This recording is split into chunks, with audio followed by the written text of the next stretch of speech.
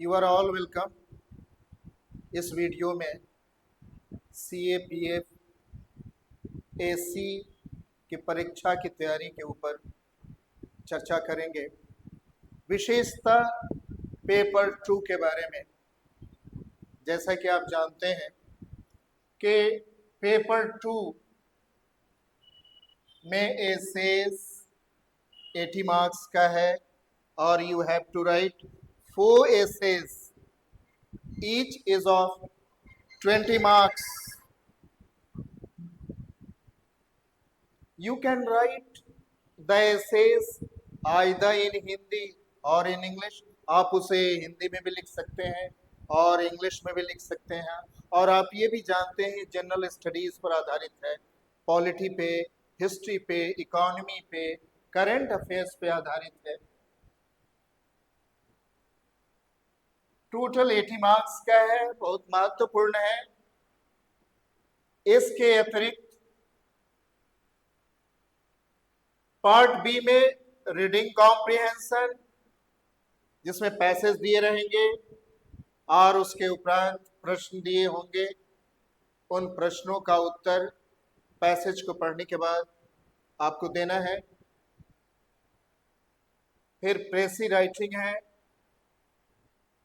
संक्षेपण है, उसके बाद काउंटर आर्गुमेंट्स है।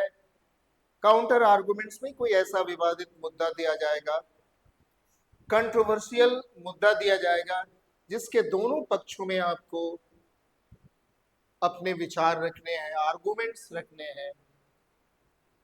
इसके साथ रिपोर्ट भी दी जा सकती है और ग्रामर में do as directed, direct to indirect करना, इनडायरेक्ट टू डायरेक्ट नरेशन करना,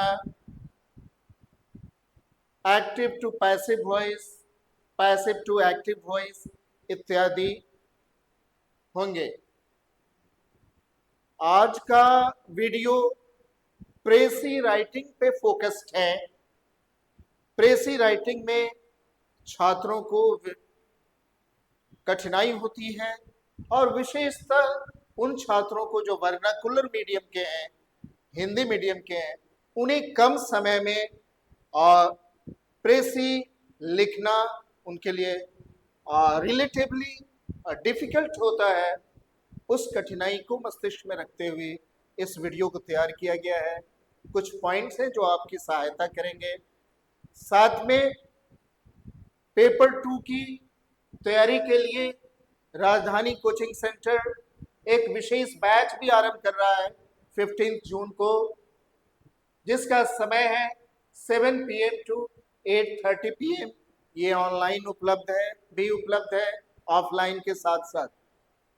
आइए प्रेसी राइटिंग पे एक दृष्टि डाली जाए। सबसे पहले what is precis writing, what is the word precis derive from. Precis शब्द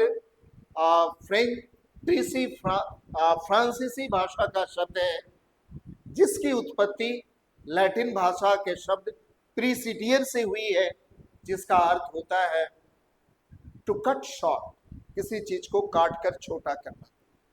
प्रेसी राइटिंग में भी आप क्या करते हैं? प्रेसी राइटिंग की परिभाषा क्या है?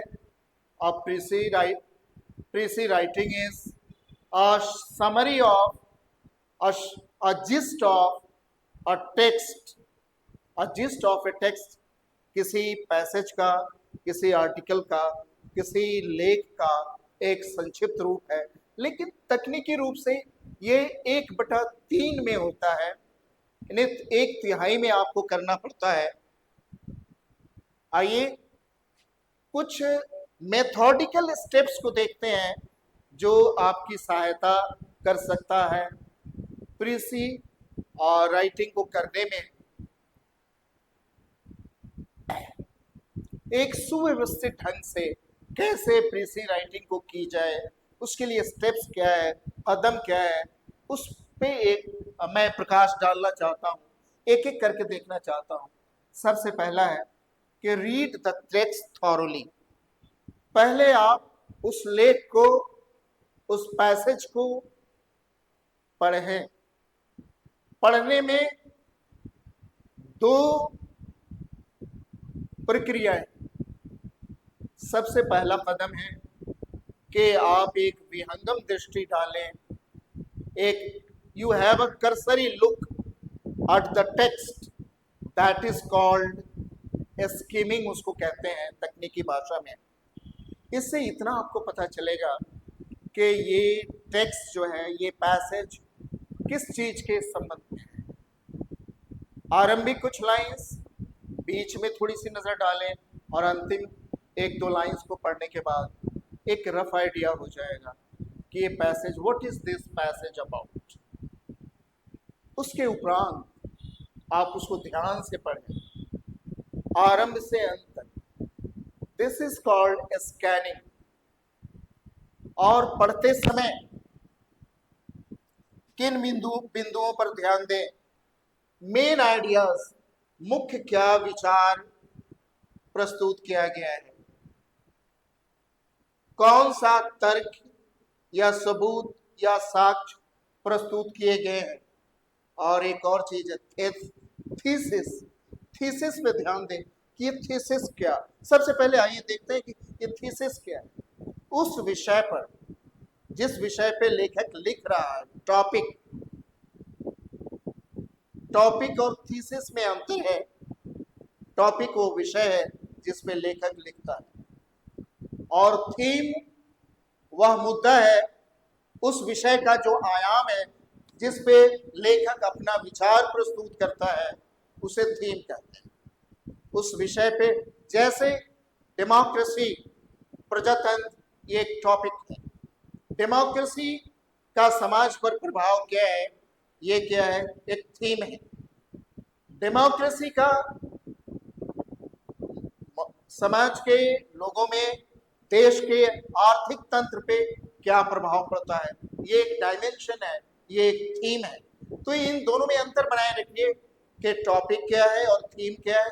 और थीसिस के बारे में भी आपको जानकारी चाहिए कि लेख में लेखक जो लिखने जा रहा है या जो लिखा है, उसने अपने बॉडी को लिखने के पूर्व, अपने मुख्य विचारों को प्रस्तुत करने से पहले लेखक ने उन विचारों को किस क्रम में रखा है और किन किन मुद्दों पे चर्चा की है, ये थेसिस है।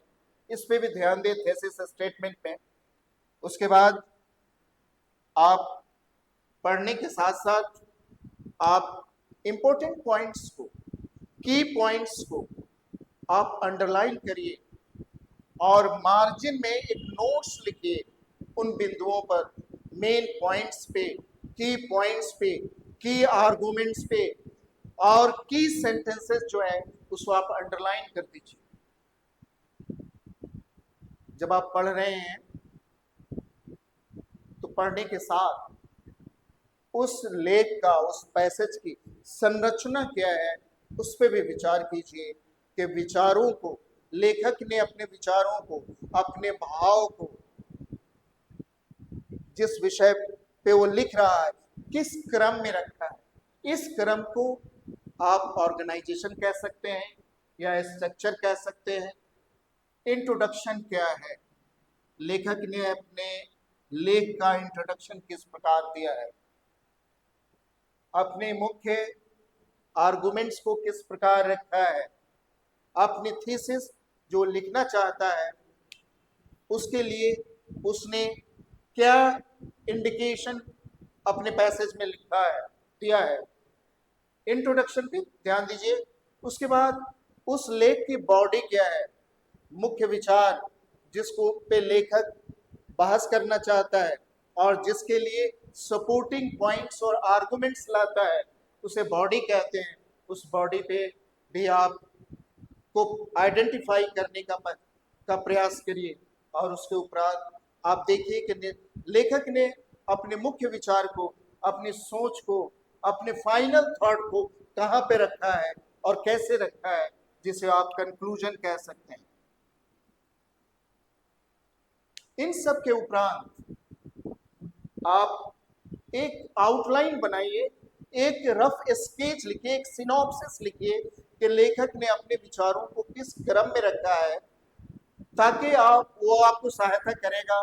आप प्रेसी के रफ ड्राफ्ट को तैयार करने में सबसे पहले आप रफ ड्राफ्ट तैयार कीजिए, और रफ ड्राफ्ट में सबसे पहले आप टाइटल खोजिए, एक शीर्षक खोजिए। एक उपयुक्त शीर्षक होना चाहिए, शीर्षक फ्रेज में होना चाहिए, शीर्षक में कोई वर्ब नहीं होना चाहिए, और शीर्षक एक पंक्ति का होना नहीं चाहिए, इसे संक्षेप में होना चाहिए, जो लेख के हर बिंदु को को एम्बॉडी करता हो, जो प्रतिनिधित्व करता हो, वैसा टाइटल चाहिए। उसके बाद आप ओपनिंग सेंटेंस लिखेंगे, जिसमें आरंभिक वाक्य लिखेंगे। फिर उसके बाद लेखक ने जो थेसिस प्रस्तुत किया है, अपने लेख के बारे में जो एक रूपरेखा दी है, उस थेसिस को रखेंगे। उसके बाद लेख को लिखेंगे, मूल बिंदु जिस पे चर्चा की जा रही है, जिसे बॉडी कहते हैं, उस बॉडी की चर्चा करेंगे। सबसे पहले आप टाइटल लिखेंगे, उसके बाद ओपनिंग सेंटेंस लिखेंगे, थेसिस लिखेंगे, फिर उस लेख को लिखेंगे, और उसके बाद कंक्लूजन देंगे, निष्कर्ष देंगे, फाइनल थॉट देंगे। ऐसा लिखते समय बहुत सारे बिंदुओं पर आपको ध्यान देना है। जैसे सामान्यतः अगर वो लेख पास्ट में है, तो आपका जो प्रेसी है वो इनडायरेक्ट नरेशन में पास्ट में होगा। लेकिन ऐसा यूनिवर्सल ट्रुथ नहीं है कि सदैव ऐसा ही होगा, कि सदैव आपको पास्ट में ही लिखना पड़ेगा। अगर कोई ऐसा लेख है जिसमें यूनिवर्सल ट्रुथ की बात की जा रही है, तो प्रेजेंट सिंपल का भी प्रयोग किया जा सकता है। अतः इसमें सावधानी की आवश्यकता है। और एक और मुद्दा है कि आपको लेख थर्ड पर्सन में लिखना है, यानी कि ही, उसे थर्ड पर्सन में लिखना है। आपका जो प्रोनाउन है उसे थर्ड पर्सन में होना चाहिए। ले रफ ड्राफ्ट तैयार करने के बाद ये भी बिंदु के रफ ड्राफ्ट तैयार करने के साथ इस बिंदु पे भी आप ध्यान दें कि लेखक का जो टोन है, जो एटीट्यूड है, लेखक का जो इंटेंट है, जो इरादा है, वो आपके लेख में भी झलकना चाहिए। ऐसा नहीं कि उससे आप हटकर लिख रहे हो। और अंत में आप अपने रफ ड्राफ्ट का रिवाइज कीजिए, उसका पुनरावलोकन कीजिए, और उसको रिवाइज कीजिए, रिव्यू कीजिए, और कुछ बिंदुओं पर ध्यान दीजिए। क्या आपके रफ ड्राफ्ट में, क्या आपके फाइनल ड्राफ्ट में, आप फाइनल ड्राफ्ट तैयार कीजिए, और फाइनल ड्राफ्ट में इन बिंदुओं पर को ध्यान दीजिए कि एक्यूरेसी होनी चाहिए, शुद्धता होनी चाहिए, संक्षिप्तता होनी चाहिए, कंसाइजनेस, या जिसे ब्रेविटी कहते हैं, ये ब्रेविटी होनी चाहिए, स्पष्टता होना चाहिए। आप सरल भाषा में लिखिए, आप अपनी भाषा में लिखिए, और ये प्रयास नहीं कीजिए कि कुछ शब्दों को हटाकर सिनोनिम लिख दें, कुछ वाक्यों को हटाकर आप प्रेसी तैयार करें। इससे बचने का प्रयास कीजिए। साथ में आप अपनी ग्रामर पे ध्यान दीजिए, और सिंटैक्स पे, सेंटेंस पैटर्न पे।